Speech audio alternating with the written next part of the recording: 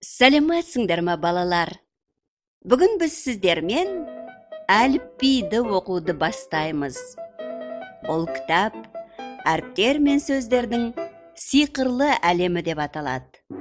Кітап жай кітап емес, сиқырлы кітап.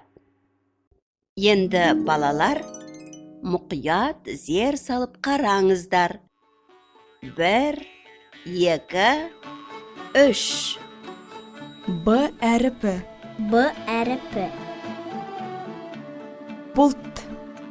Бұлт. Бесік. Бесік. Бөпе. Бөпе. Балапан. Балапан. Бұғы. Бұғы. Бақа. Бақа.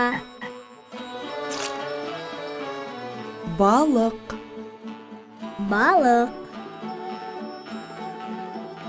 Барыс. Барыс.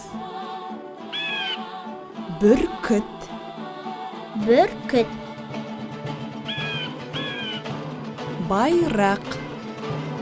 Байрақ.